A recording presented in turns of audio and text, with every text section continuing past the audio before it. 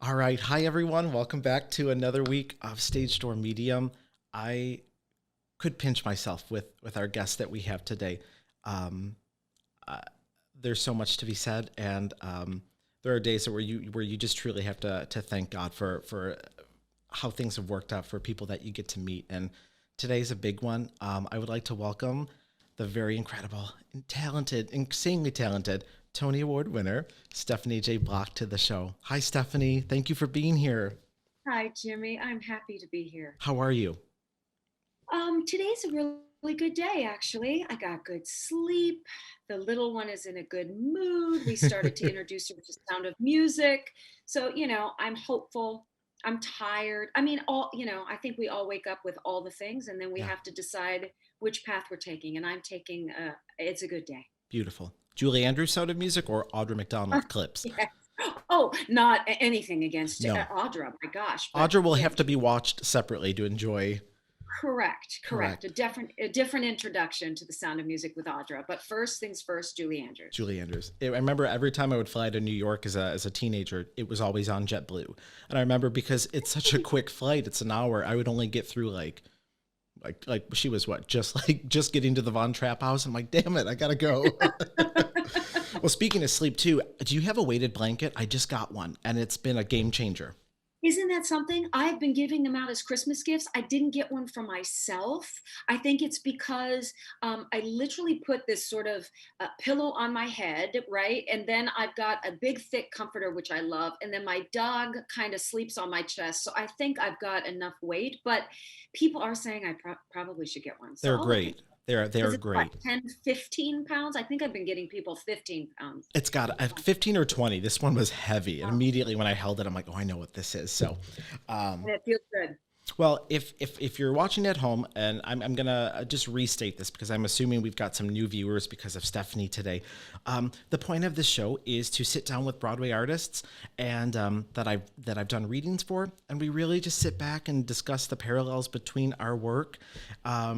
We find some really cool talking points. So that's what we're doing today. Your credits are incredible. I had to write them all down, and it's funny. I kept like screaming after each one. I'm like, oh, I forgot she did this and this and this, and so gosh, Stephanie made her Broadway debut in The Boy from Oz, and then she went on to do Broadway Wicked. Though you had been involved with Wicked for quite some time before that. Right, Pirate right. Queen, 9 to 5, Anything Goes, Drood, Falsettos, The Cher Show, like, and that's just Broadway. And then you're just a incredible human being and kind. So it's like you are the total package. So, and I'm sure if people are watching right now, they already know your credits, but just to be safe. So, Thank um, you. and then it's funny. I was reading about you. Your mom forged your birth certificate to get you into Disney. That's true? Total truth. My sister had worked at Disneyland for 2 years prior. She had done the parades, she had done face characters, she had gone to Tokyo Disneyland and been Cinderella and Mary Poppins and Snow White. And so the summer rolled around where I wasn't yet 16. I was going to be 16 in September. But you start rehearsals for the summer parade like May, Yeah. April and May, and you audition even before that. And she's like, what are we going to do with you this summer? Because my dad and her had full time jobs. My sister was going to go off and assumedly do the parades at Disneyland. So she just made sure that she made a copy of my birth certificate. Back in the day, you could do like a little whiteout, an old timey typewriter, right? That goes in there. And so my live certificate of birth aged me up a year so that I could audition for the Disneyland parade. So you answered it because I was wondering. I'm like, how? Because I remember when I was in college, you could fake your licenses, but now it's more difficult. And I'm like, how did she Right. do that? So you Yeah, explained it. she didn't do anything to the original document, but full on forgery. But Don't it worry. paid off though. I Oh, mean, sure. Sure. Being five for the pig for a summer really it started my work ethic. And I knew from that my narrative was going to always be start from the ground up. Like I was yeah, always going to have to work for what I wanted. Because I thought for sure my sister was a princess in all these parades. What princess am I going to get? You know what yeah, I mean? Like it just was, I thought I'd be grandfathered in to being Disney yeah. royalty since my sister had. And when they handed me that index card, casting me as one of the three little pigs, I was like, I'm sorry, there must have been a mistake. But no, that's what I was supposed to be. Fight for the pig. There's a great book, and I'm not sure if you've read it. And it's actually I should have thought of this before. It piggybacks so well off these topics because I want to Piggyback, does pig. it? Oh no, where oh you I didn't even catch that. I know the title of today is punny, but no, the book is called. Oh, I want to say it's Confessions of a Castmate. Have you read it? No, I've not. It's really great. It's about somebody who kind of flees from his life, back, I want to say it's Midwest, and he works for Disney, and he Mm, finds out that his dad is terminal and he doesn't want to acknowledge that. So he starts working as a photographer for Disney and works his way up to a character. And he shares a lot of the things that I remember I had heard you in an interview recently I watched after I read you about autographs. And I mean, just so many ways, so many of the things that you talked about, how you have to perfect an autograph. And it's a fascinating book, and it's a neat exploration of grief, but while working at the happiest place on earth. So I would mhm. recommend it. Um, Confessions of a Castmate. Is I'm that what it was? almost positive. I'll put the link in the bio for our episode. And Okay. the artwork is like the Disney glove with like the two fingers pointing or Oh yeah, because something. you can't point with one No. finger. It has to be with two. That's right. Has It's your really daughter been to Disney yet? Have you guys oh, taken her? 6 times. She's Oh. not even 6 years old. So we knew that the first couple of times were strictly for us, Yeah. right? It was a selfish outing because she was exhausted and sweaty and all the things. But the last time we took her, she took everything in. And her favorite character, at least not last year, but the years prior, had always been the Beast. And I just love that about her. That's Like a there was beautiful. something, it was such an empathetic and Yes. beautiful heart to love the Beast, No you know? matter our appearance. Oh, That's right. That's right. well, I would love to talk with you. So one of the things that I always am interested in the path not taken, and when I talk with clients, sometimes, so many times I'll get asked the question, "Well, do I go this route or this route?" And I'll go, "That's not my job, and that's not. They're never going to say you have to go this route or this route." The beauty of it is like that's the journey. The free will. You get to where you're supposed to be, and Right. I am so interested in your experience with The Boy from Oz. Could you talk a little bit about that experience in terms of choosing between staying at Wicked, making the Broadway leap, and then do you ever go back and wonder, like, was picking The Boy from Oz what got me to who I am and where I am today? When I look back, um, I think, thank God I made the choice that I made. When I was in the thick of it, it was really hard for me, right? My ego got in the way, especially when I was not cast as the original Elphaba for Broadway, that it went to Adina and that they had come and said, we would love for you to be her understudy out of town in San Francisco and then to be her standby once we hit Broadway. And I had always been a doer, not necessarily readying myself to wait per se. At least that's how I defined it at the time. I was like, I don't think I can sit by or stand by or watch someone else do the work. And at that point, I had invested over 2 years working. I was very lucky to help develop, in a very small way, help develop Wicked and Elphaba, and I'd fallen in love with the character and the piece. I'd fallen in love with Kristen Chenoweth and Stephen Schwartz. I'd fallen in love with the whole thing. And so I had already wrapped it up with a big red bow once we presented it to Universal Pictures and pretty much planned out the next 5 years of my life because of that Yeah. reading and the response it got. And when it didn't turn out that way, to release control, to release the expectation and the timing of what I wanted, as opposed to what God and the universe and the master plan wanted, was really hard. So I cried and I called everybody in jealousy and in anger, and this isn't fair, a lot of lashing. Um, but when I silenced myself and I was like, this is the way to get to New York, this is the way to be part of a show. This is a way to integrate into a community that I didn't know. And that was difficult, but was right. Then, when Boy from Oz came around, I never saw that one coming. So with Wicked, I had planted the seed. I thought I had watched it grown, and I was going to enjoy all of the seeds that I had sown. With Boy from Oz, it literally was what do I have to lose? Just go and sing for these directors that I don't know and producers I don't know. And then, okay, let's go to the callback and just dance and see what happens. And then it became, oh, a work session. This could really happen. But I never let myself believe that it could really happen. I was using it as an exercise in sort of my ferocity. I was using it as an exercise of, let's just introduce my talents to these people in a new world. And when it came to the offer, I must admit, there was a sense of relief that I got to kind of show everybody on the Wicked team who had doubts or who misgivings that they couldn't risk this incredible, huge, expensive musical to an unknown who had never done a Broadway musical. And I thought, no, if I take The Boy from Oz, no one's ever going to be able to say that to me again, because I will have played a lead on Broadway. And whether that is the right decision for me. Now, I can't say that I made that decision on my own, right? I had agents and parents, and everybody was counseling. Everybody had different opinions. But I must admit that most people had said, Wicked probably will be this huge blockbuster. And who knows what's going to happen with The Boy from Oz, but when you put Hugh Jackman and you playing Liza Minnelli and you're playing the female lead, you've got to say yes. And it could be scary. And again, it could be a risk on your part, but you got to say yes. And so I just took that to heart and took the leap and said yes. And then when I got on the plane, because I still had to go to San Francisco to complete the out of town tryout, I sat on the plane, I wept because I thought, what am I doing? What am I leaving? What makes me think that I can really give any sort of service or success to playing Liza Minnelli when she's still alive and still beloved? And this could be an absolute trap as my introduction to Broadway.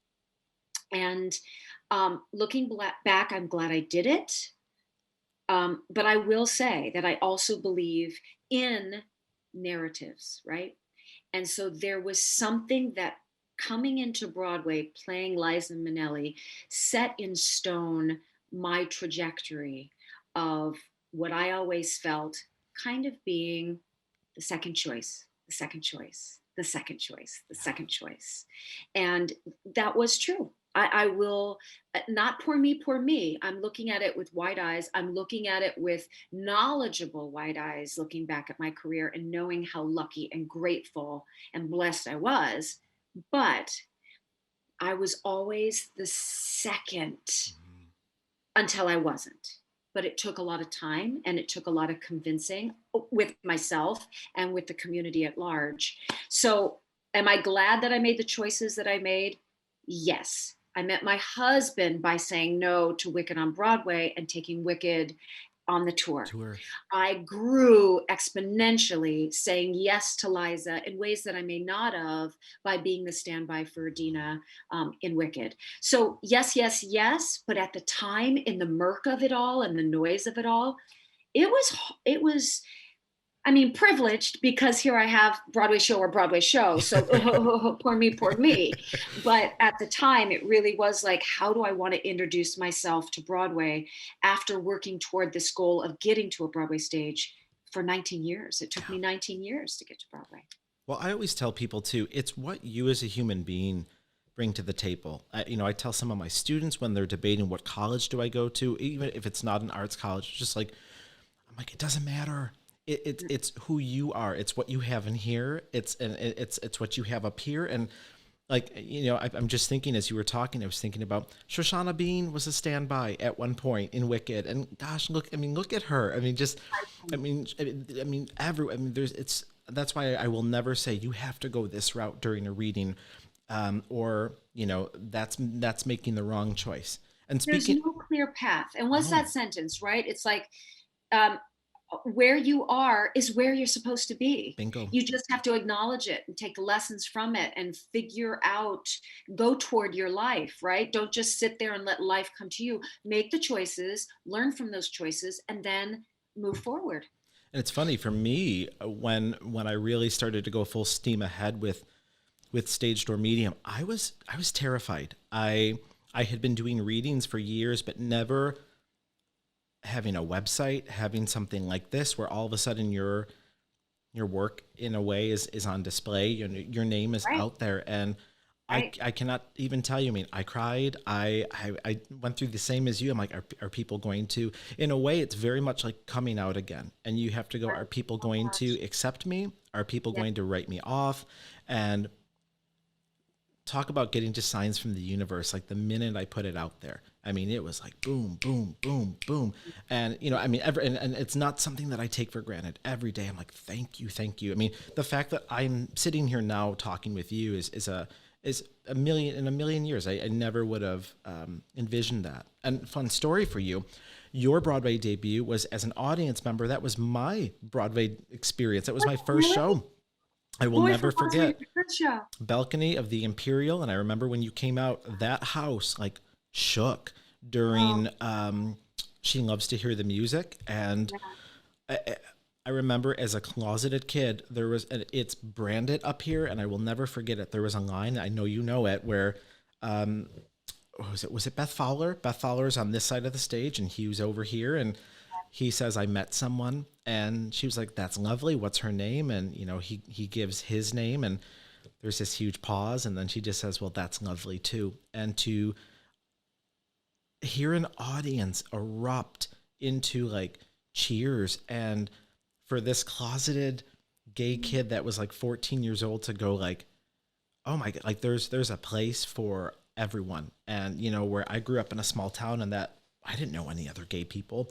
So to see this moment acknowledged and celebrated was something that I'll never forget. And you were just, you were just incredible. And fun fact for you, Liza Minnelli, she's here, by the way. She is Saint Liza, patron saint of Halston. Saint Liza of Halston. Yes, yes, yes. She's here. I did a reading for your, I want to say, second keyboard player, and in The Boy from Oz, and her name was Corinne. Oh my Stephanie, gosh. did you know she was a Liza Minnelli decoy in the 90s? So I I'm had no. I'm reading her, and I'm like, you look a lot like Liza Minnelli. And she was like, what's really funny is that she goes, I was paid in the 90s, when Liza, like I always think of her doing New York, New York and the Rad, and like at the pinnacle. She was like, they would pay me really well by the hour, and I would go out one door, and I would put on the outfit, the garb, the sunglasses, and the paparazzi would start to go here so Liza could have a quiet night. So Oh she was a my. Liza decoy. Crazy. Yeah, I'm not much of a lookalike for Liza. People say I look more like Lucy Arnaz, Yeah. right? And I remember I have it by memory. John Simon, his review of me was Stephanie J. Block plays Liza Minnelli. She looks neither like Liza Minnelli. Oh no, looks more like Lucy Arnaz than Liza Minnelli. She's neither a good Liza, Lucy, or even a Stephanie for that matter. That's Drats. That's like that review in The Prom. Did you see The Prom yet? When they Not review, yet. uh, No, not yet. when you see them review Meryl Streep or Beth Level's character, it's hurtful. Oh my gosh, yes. Oh my gosh, it's very hurtful. I Oh, mean, I still have it to memory. How many years later? There's a gang of us that want to get like John Simon's reviews of us on T-shirts, but I think that it doesn't benefit anybody. well, I thought it was beautiful, and I will never forget being angry at you during The Boy from Oz, because I think every gay man was, because during Continental American, Hugh Jackman's at the piano, and I know and at one point I'm like, oh, there's like, Hugh Jackman's role in the head back, and like this man comes behind him and starts to open the shirt, and immediately I Liza's like, walked into the apartment. Peter, what the hell? And I'm like, beat it, Stephanie. Like, get out, get the hell out of here right now. I'm like, continue. And To use my name again, I'm a bleep blocker, right? I totally blocked him at the party. I will never forget that moment. Like every gay man, just like you could hear the sigh, like, get out of here, Stephanie J. Block. Well, all right. So I'd also love to talk to you about, oh gosh, the power of saying no. And I feel like in this interview that I had watched, you had talked about during that time in The Boy from Oz, really starting to go, okay, I want to be more of a partner in the process and allow my voice to be heard. And especially now, I mean, I would imagine it's got to be overwhelming having, with you being at this point in your life and your career.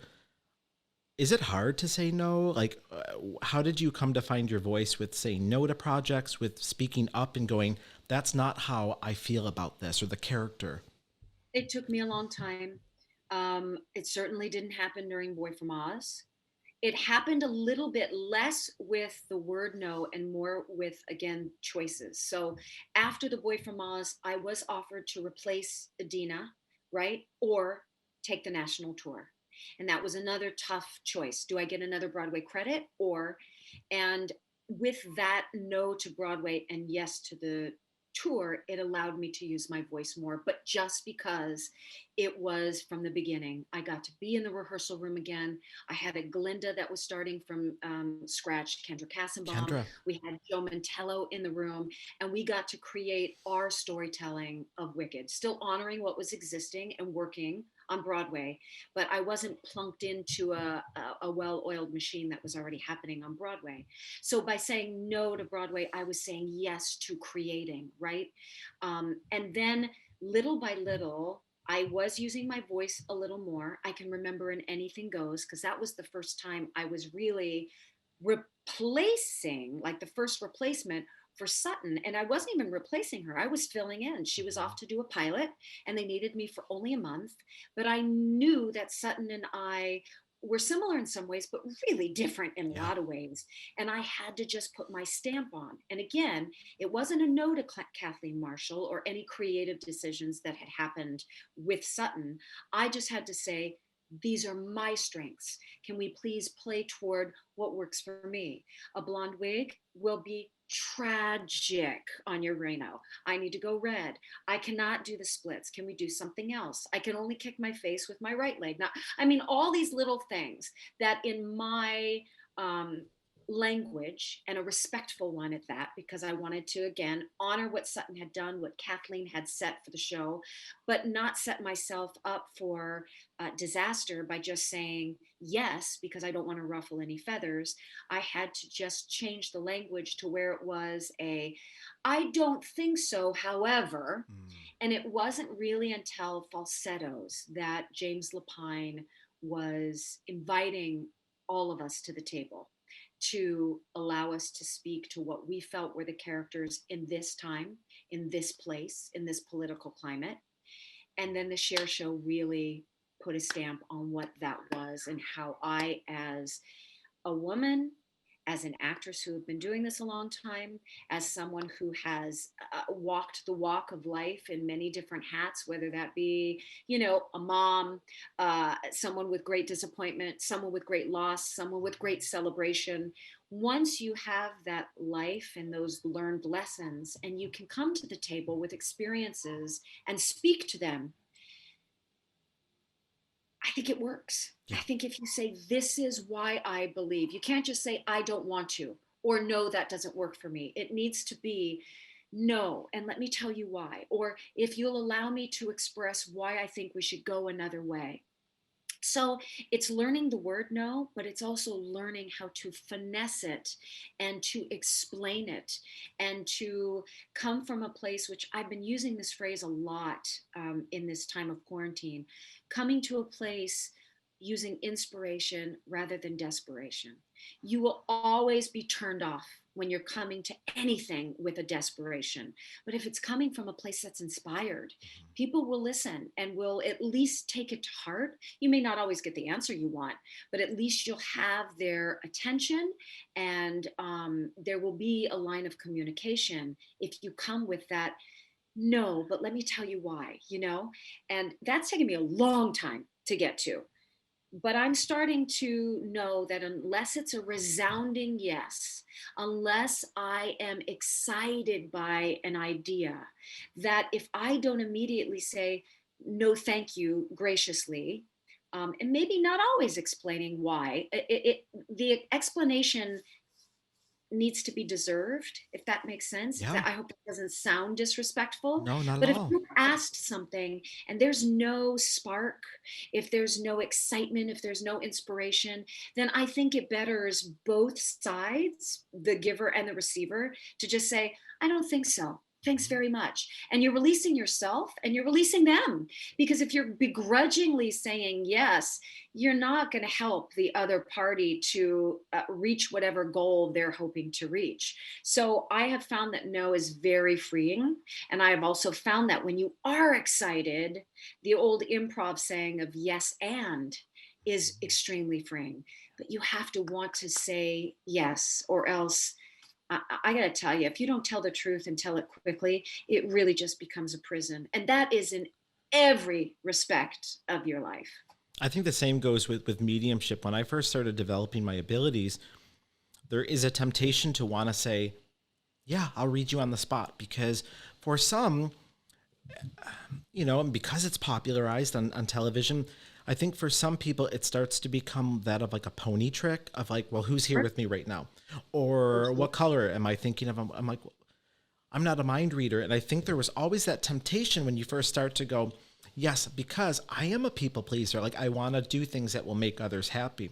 But I also find that like I can't. I remember when I read you, you're like, aren't you tired? Because I had another one later in the day. And like, if I overdo, and you said it best, you have to go into something excited. You have to go in. I went into yours with like so much excitement, and every reading I go into, like I'll start playing Shaka Khan in here or something just to get me to loosen up and remind me of like why I do what I do. And I think especially now that I'm being able to connect with some really incredible artists, there's still a temptation to want to fit as many as I can into the month because I'm excited to work with them. But I have to go, no, but I haven't, at this point, like I'm booking into like the first week of February, and I'm like, but I have this open and I would love to talk with you. And so again, it's just no. However, But what I also loved about you and that I can see similarities is when you say trick pony, I think artists feel that a lot too. Oh, sing something. sing. Oh, really? Like, in chorus line, it's dance for grandma, Yeah. dance for grandma. Well, I don't want to dance for grandma because what I do, I honor and I've trained a lot and it takes me time to prepare. I don't just show up at the theater at 7:30, put on fake eyelashes and red lipstick and I'm ready to go. Like, and I think the same with you. One thing that really touched me is that you showed me the notes, and that took a lot of time, that took preparation, that took silence, that took prayer, that took connection. And so for people just to be like, hey, do it for us. Hey, you have the skill, make it happen. Well, no, it's not, a punch a clock in and out. There's a lot of work and preparation that happens. And I really felt that from you. And that's why I think the reading was so beautiful. It was accurate. It was emotional. And because all that preparation allowed us to sit in the moment as opposed to fishing, Yes. right? And that makes a huge difference. And I always say too, if you have a medium that's doing like giving you an answer before you even finish the question, like get out of there. Right. There is no, I'm just going to say it. There is no medium that can give you an answer that quick. And when you talked about the no, because whenever I so dislike when you'll have a medium that will just say no or yes to the question, like anyone can do that. So rather, if I'm channeling grandma right now, how would grandma have answered it? And so recently I did a reading for somebody and he was like, well, my sister didn't really come up a lot in the reading. But most of his questions were about finance, business development, land, like where he buys plots of land. And I looked at her, I go, do you want to step in? She goes, I knew nothing about that. She goes, Grandpa knew all about that. She goes, why the hell would I be talking about land? And I was like, do you understand this? Accurate to the guy? Yeah. Yes. And he was like, yeah, my grandfather owned this business and knew everything about it. I'm like, okay, so it's not that I'm just saying no to this or she's saying no. This is why. Yeah. So I'd love to, oh gosh, I'd love to also talk to, I guess as long as we're there, do you mind, is there anything that you feel comfortable sharing about our time together, about our reading? Because yours was nuts. Like it's a rarity that I'll get like every letter of a name. Nuts. And I was like, Nuts. Yeah, you got it all. You immediately started with Vic or Nick, right? yeah, And my husband's father, Victor, had died just 3 weeks before.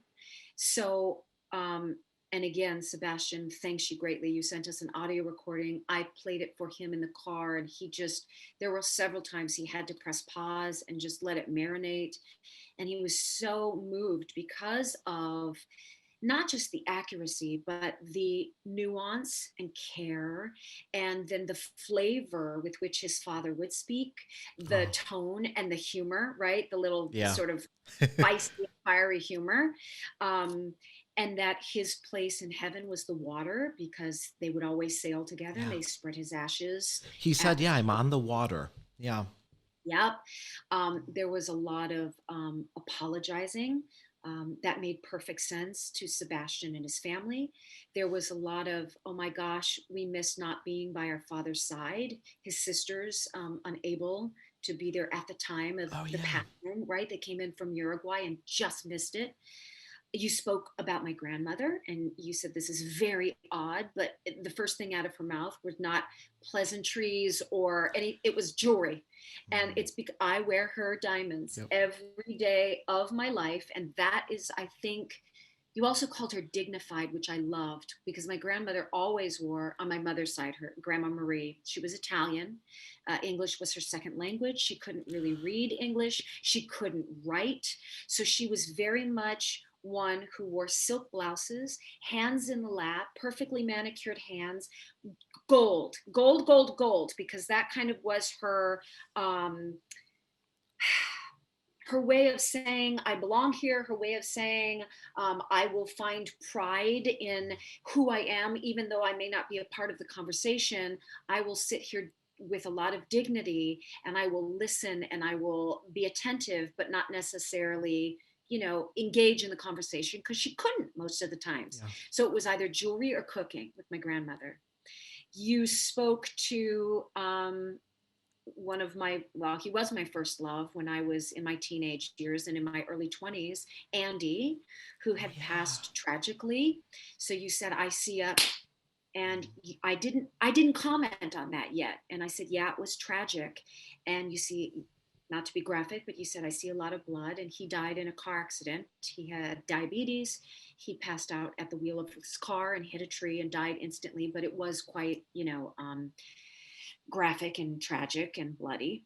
Um, you spoke to my grandmother Marguerite, who she wanted to speak really to my sister. She wanted to reach out to my sister Mhm. about her husband, Yes. right, and him kind of taking a little more time and a little more focus toward his family and at home rather than work, work, work.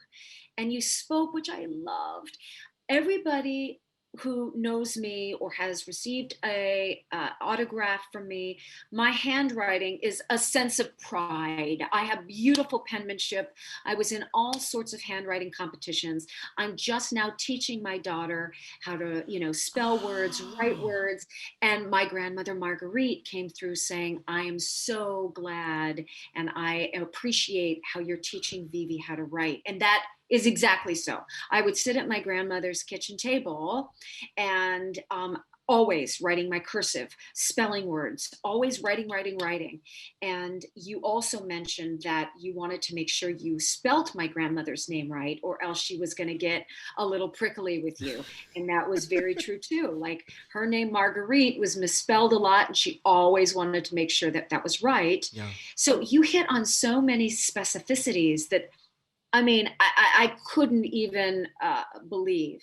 I will, though, however, that you pointed out with me is that I am open. And Yeah. so if I do come in contact with people who have the skill that you have, this sort of intuition and this connection to the divine, they will come to me and they'll say, how are you comfortable with? Or I can remember being in a dressing room by myself and our assistant wardrobe guy passed my room and kept looking in. I was like, can I help you? And he's like, I feel like there are like 9 people in here. I can hear people talking to you and it's just you.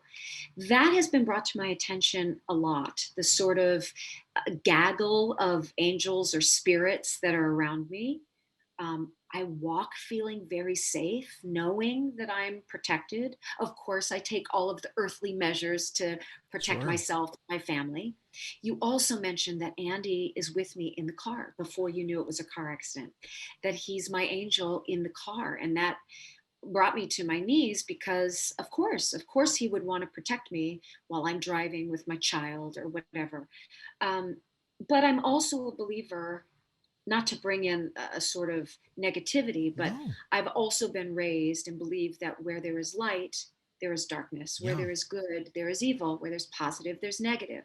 And I find that to be a good thing. I find that to be a balance in all aspects of my life, right? So I know that if there are these beautiful spirits around me, informing me, giving me signs, protecting me, guiding me, that there will always be that temptation, or there will always be that pull, or and I have to acknowledge that there is the opposite side of that. And that helps kind of inform my day.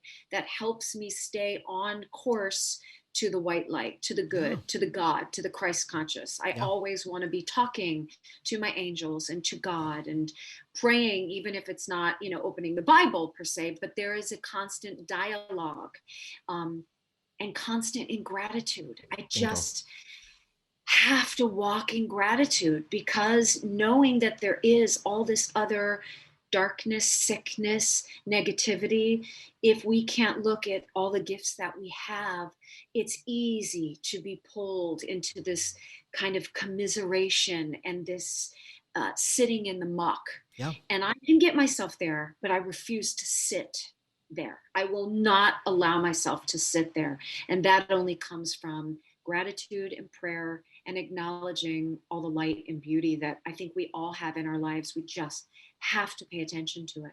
And that's what, and and really quick, if you're listening at home, when Stephanie had mentioned that he, when I saw blood during, that does not, I just have to clarify, it doesn't mean that he looks like that now. They will go back to the nature of their passing. So just so I know. So for example, if somebody has a heart attack, I'm not going to see blood. So he was making extra sure that I knew that this was a very graphic. When I felt this, if, for example, if it had been a suicide, I might have felt something up here. Even if it, even if it might have been pills, they will still get me here sometimes. This I knew. Like sometimes you'll see a car. So by all means, if you're watching at home, I don't want you spooked of like, oh, like do people look like they're. That was just a hey, this is what it looked like at the time. And then to address what you said, of course, there's definitely yucky energy. Just because we cross over does not mean that we were necessarily a good person. And I always say that's why I start with a prayer. That's why I end with a prayer. That's why during it I say thank you. There is so much. And here's sometimes I'm asked, are you ever afraid doing a reading? No, never, because like I I was trust. not afraid either. I felt, as you mentioned, you brought in all of the good, you invited all of the good. There was this cleansing, there was this almost like without sounding airy fairy, a force field that I felt There protected is. by. And no, it was all positive, and I'm grateful. I'm really grateful for that. And without giving too much away of what I do, because it's interesting, just like an actor, if I start to talk too much about my process, then I have to reinvent the wheel because it might not work for me anymore. But every time I do a prayer, I visualize me taking your hands, and then I just see like fireflies that kind of go around us, and then they start going faster, and it's just white, and then I just see a light, and I'm like, okay, we're good. Here we go. So Yeah. I guess for our final topic to piggyback, you segued beautifully. You talked about getting in the muck. And are there, this I guess leads me to our final topic where we talk about blockages. And because I've encountered them, and it's not that it happens. Like we do it to ourselves if we're going through a rough patch. If, there's times where like, when I went through a breakup years ago, I could not read on anyone. And I was like, did I lose my ability? Is there something wrong with me? And I called my mentor and I'm like, can you help me? I'm like, I'm getting nothing. I feel like I'm looking at a gray wall. And she said, you're meant to grieve right now. She was like, you're meant to be human. She was like, you are not meant to have one, a couple toes on the other side. She's like, you are supposed to put yourself first. And, every so often we'll have blockages and we'll have to remove them. So I didn't know if with self-care, like I booked a massage tonight, like I'm whooped. And I was like, I remember you talked about getting a massage and I'm like, you know what? I'm going to celebrate the fact that I'm interviewing Stephanie Block today, that, I'm booked into and so I'm going to treat myself. And have there ever been times where you've had characters that you no longer connect with, and what do you do about it? Yeah. Well, first of all, if I cannot find a nice chunk of myself in the script or the character, I do have a real hard time. I feel that most actors are exceptionally empathetic, right? So we can read a script or meet a person and put ourselves in their shoes. And I think that is probably the most beautiful thing that I love about artists and actors. That's what makes, I think, the best actor is going, okay, I'm going to shed myself and step into this person's shoes and really envelop myself in their journey, their pain, their triumphs. But if I also can't tap into a bit of me, a bit of my life, and it doesn't feel authentic. It feels like a costume that I'm putting on, but not one that I can necessarily bring to life that will then in turn touch people, change people, and vibrate with people. So if ever I can't really see myself in that character, I do feel a blockage. I feel a blockage, though, too, on the other side of the coin, when I'm too selfish, when it's me, me, me, me, me, me, me, and I cannot envelop another human soul.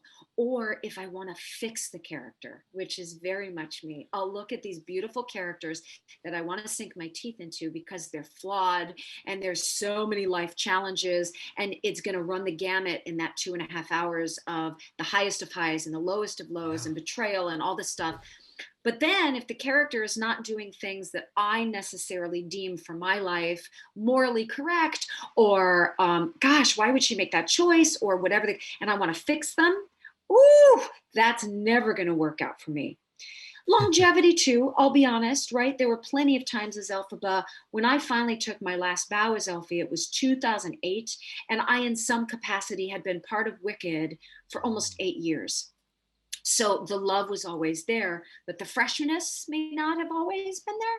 So there were a couple times where I'd call stage management and say, hey, I'm calling out sick of telling this story. Yeah. And in order for it to be fresh for the audience, put on this amazing standby who is going to fly so much higher, no pun intended, than I could tonight, because I'm heavy, and I'm not coming into the theater with gratitude. I'm coming in it with exhaustion, and I'm being depleted, and that's just not fair to the audience. Yeah. I do find, though, that if I am honest with myself and bringing in whatever the day brings to that storytelling, if I can infuse whatever happens outside of the theater and let that bleed into the character and the day, it's usually fresh, and it will usually bring something really new, a different line reading, a tear to my eye on a song, an excitement that hadn't been there before. Because I do believe that theater is a living, breathing thing. It's not just a retelling of the same story night over night. It's a reliving the story night after night. And if you have a company, which I've been very blessed to tell stories with incredible actors and musicians, and if everybody's on board with bringing that freshness, even if half of them aren't, if there are 2 or 3 of us that feel fresh and invigorated, usually that can beautifully infect the rest of the cast and bring it to a whole new place. And then your audience too. I mean, when I saw the Cher Show, when you came out of the lift and you're like, I'm going to try my best to do your Cher voice. Hold on. So you come out of the lift. Let's see. You're like, okay, at ease, boys. What you say something about? I am a goddess warrior. I was like, everyone like shit their pants. Like when to see you come out of the lift. That was such a last minute genius by Rick Ellis, who genius, who immediately thought we have to break the fourth wall right off the bat. We can't come at them as a character saying lines. It needs to immediately reach out to them and say, are you on board for the next 2.5 hours? This is who I am. Let's do this together. Because if not, it's going to be a very long night at the theater. And if so, it's going to be a really fun, raucous night at the theater. And that was all Rick Ellis, and it was genius. And I must admit, every night, whether someone came in late, whether someone would make a hoop, whether someone would, you're not Cher, or, oh my God, I love you, Cher. Whatever the response was in that moment, I would play off of, and that would really get the ball rolling. And I absolutely loved it. Breaking the fourth wall when you're in a scripted show is truly one of the greatest joys, because it's acknowledging them before the curtain call. You're saying, I see Yeah. you. I know you're there. Thank you for being there. Let's do this together. And once you invite an audience to do that, it's really special. That's why I like doing solo concerts. It's just acknowledging them as being part of the evening and being part of the art form. And I think when you acknowledge anybody and say, thank you, we're in this together, it's a whole different investment, and it takes it to a whole different level. Well, God, I mean, it's still branded up here. I remember when you are going back, and the three of you start to sing Turn Back Time Again, that gorgeous harmony on You'd All Stay, the change of the lyric, and you're like, oh my God, like we just now know what we're, and then you say, let's do this, bitches. And like, why do you know the script so well? Because you know why? Because your performance branded it up here. I remember something about you saying how tired you were at one point when you were in my favorite outfit. You were in the denim, and then there's one more moment that I remember the lights coming up and just in tears.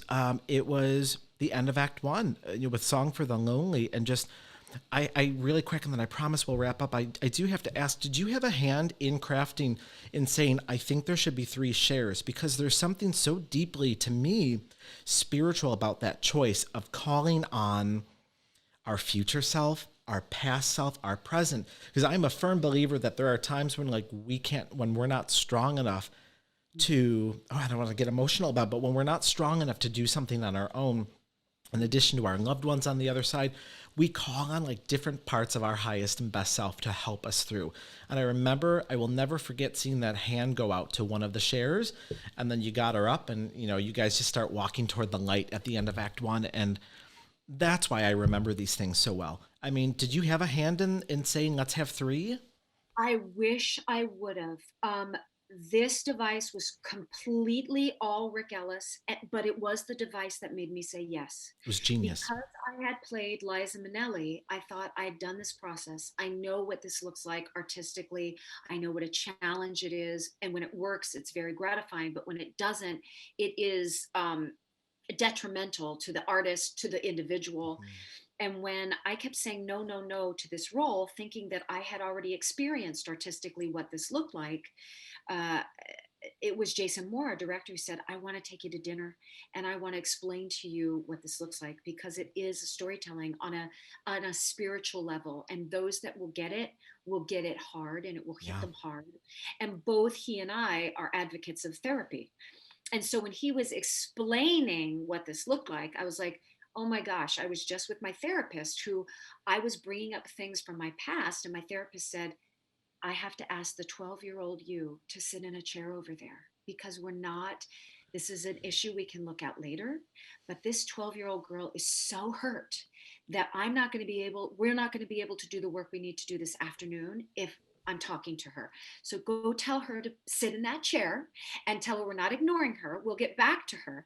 And this, not to make this a therapy session, but this goes back to my narrative as a grown woman and an artist of always feeling second best. It goes back to this 12-year-old human being who looks in the mirror, even still today as a 48-year-old woman, and still sees remnants of this preteen's pain and all that.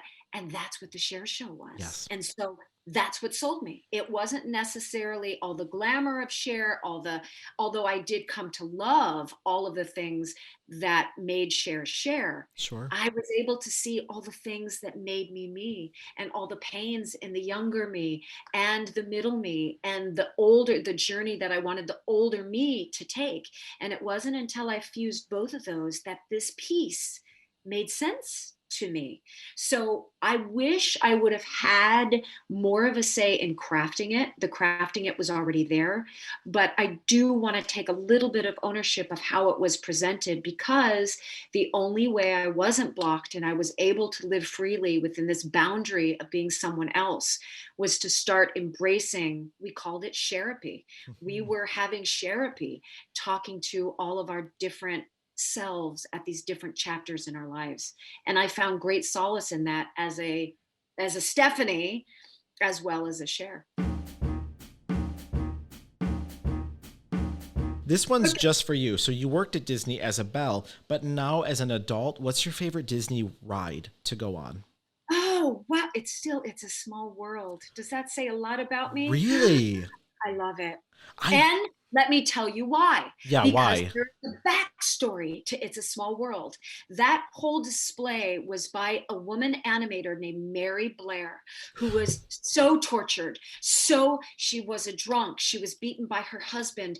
And she wrote, It's a world of laughter, a world of tears. That ride is super, super complex. And she was trying to unify the world. She was bringing her pain to something that we see as being so easy, 15 minutes of just sitting in this boat ride that has no ups and downs, but it was created in such pain and turmoil. And I find such beauty in the complexity of it, when all it looks like is this childhood nothing. Yeah.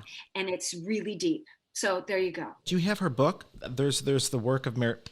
I'm a big fan of the engineers. Like Mark Davis is one of my favorites. And My husband and I are trying to write something about her and the complexities. And, the saying is, right, when people, I'm going to muck it up, but when people are looking for magic, they go to Walt Disney. When Walt Disney is looking for magic, he goes to Mary Blair. And that is like, most people don't know who she is. And I think her story should be told. I wonder if that's what I was talking about during the reading. I talked about a passion project on the side. Another book I'd recommend too, really quick, is there's another Disney artist.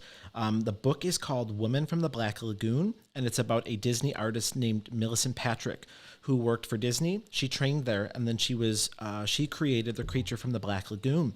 And because it was a male-driven, sexist industry, they erased her from everywhere. So it wasn't until recently they realized this woman created all of these incredible things. So I'll send you the link. It's good. And again, all these dark characters, right? Send me the link. It's good. For sure. Couple final ones. Well, I don't believe in it. If you were stuck as a ghost in a theater for all of eternity and you could only watch one musical over and over, what would it be? Oh, golly. That is a stumper. That's a stumper. Lately, I'm going to say Once on This Island. For me, right now, Once on This Island, over and I always get something new out of it. Being a mom has led me to hear different things. What Michael Arden did with it, this last revival, was magical and beautiful and sad. It was all the things in that moment. So I think I could watch that over and over and over. I agree. That's a first for Once on This Island, but I've seen it a couple of Michael Ardens a few times, and it's good. Oh God, it's up here forever. What character that you've played do you think would benefit the most from a medium? Ooh. I'm gonna probably say Fanny Bryce.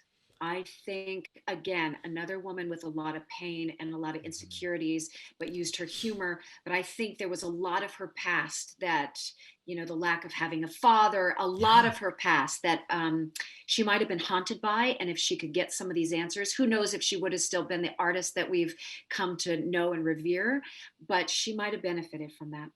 And then if you could time travel and originate a part, what would it be? I just answered it. Fanny. For sure. For sure. Same here. Same here, actually. I just had a fur on a couple nights ago, and I was like, hello, gorgeous. How gorgeous. Hello. Yeah, I mean, could I do the justice to Barbara? No, Yes. But if we're looking in the pause of time-space continuum, and I could be in that moment in 1964, Well, Broadway revival with Stephanie Block. Well, And then finally, many, many, many bajillions of years when we're no longer here, how would you want somebody to look back and remember Stephanie J. Block? Um, that I was generous of spirit, and that I was honest, and that I made people feel good about themselves when they were around me. Well, I can vouch to that. If you're watching at home, I met her years ago in the big old elevator of the Gershwin Theater, which they can put a truck in if you didn't know that. And I remember I ran into you, starstruck. And slow. If you were running late for work at the Gershwin, right? You were in the water. It took a while. And I remember I ran into you and, you know, gosh, I remember you took my hand and I just said, your work was so beautiful today. And you took my hand and you're like, be well. And then after look at what is this, like 12 years later, it's still here up here. And I can attest to that your work makes a difference, and we're all the luckier for knowing your work. And so I want to thank you so much for being my guest today. This is very special to me. When I went through many tough times years ago, I would always listen to Shine Like the Sun, and I would always identify and then when your album came out, I was assistant managing a Starbucks. I used to play it. I would break the rules and I would plug it in, and people were like, who is this? While you're like belting Making Good. And I was like, oh, it's a new jazz artist that's on the Starbucks playlist. And people were like, cut it. I'm like, I know it is. Be quiet. Thank you for that. I appreciate it. Well, thank you. I wish you a beautiful, happy 2021 with all good things coming, and I will talk to you soon. Talk to you soon. All good for all of us. Be well. Be well. Bye-bye.